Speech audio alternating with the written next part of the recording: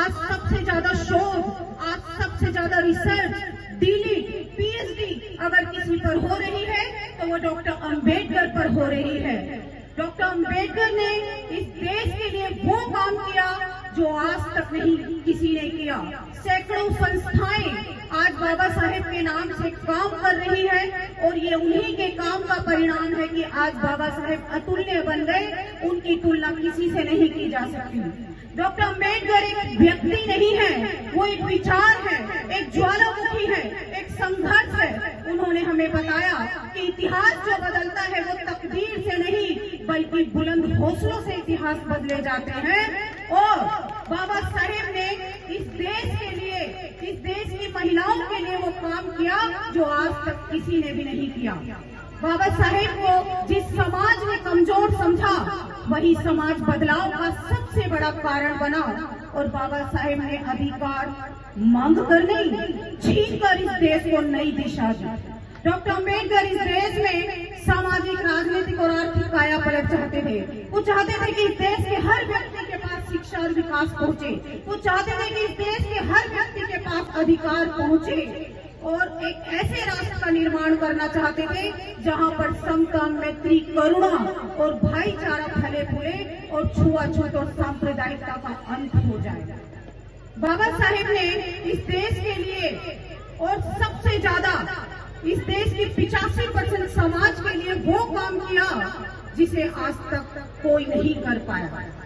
बाबा साहेब ने भारत का संविधान बनाया और वो संविधान जो पूरी दुनिया में सर्वश्रेष्ठ है। जब संविधान बनाने का काम चल रहा था तो सभी जाति धर्मों के लोग वहां पर थे और चर्चा का विषय था कि संविधान की शुरुआत कैसे की जाए, कैसे इसका प्रारूप प्रेमपत्र में लेकर आना है। तो हमारे सिख भाई खड़े होते हैं और कहते हैं कि वाहे गुरु का खालसा और वाहे गुरु की फतेह से संविधान की शुरुआत कीजिए। तब बाबा साहेब कहते हैं कि नहीं भैया, ऐसे नहीं होगा, क्योंकि जो लोग वाहे गुरु को मानेंगे सिर्फ वो संविधान को मानेंगे और बाकी के नहीं मानेंगे। उसके बाद हमारे मुस्लिम भाई खड़े होते हैं और वो कहते हैं कि अल्लाहू अकबर से संविधान की शुरुआत कीजिए।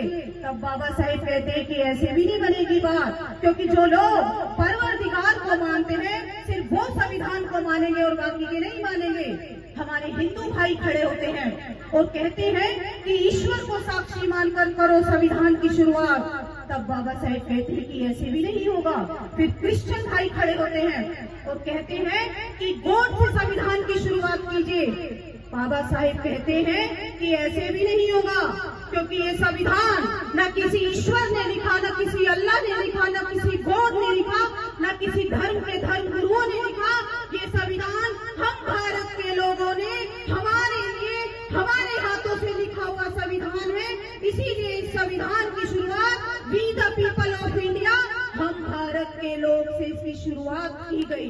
वो संविधान जो पूरी दुनिया में सर्वश्रेष्ठ है, वो संविधान जो सबको शिक्षा की बात करता है, सबको न्याय की बात करता है, सबको रोजगार की बात करता है, ऐसा संविधान डॉक्टर बाबा साहेब अम्बेडकर ने बनाया।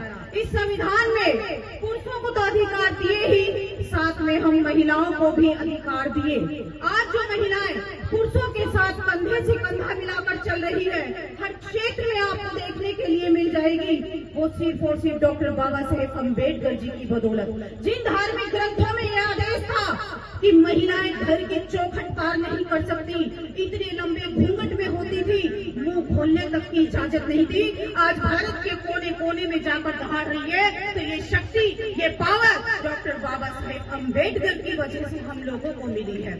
हम महिलाओं को हिंदू कोड बिल के माध्यम से बाबा साहेब इतने सशक्त बनाकर चले गए और उन्होंने कहा कि मेरी बच्चियों, तुम्हें किसी के सामने हाथ फैलाने की जरूरत नहीं है, तुम अपने अधिकारों को पाओ और इन्हें पाने के लिए संघर्ष करो।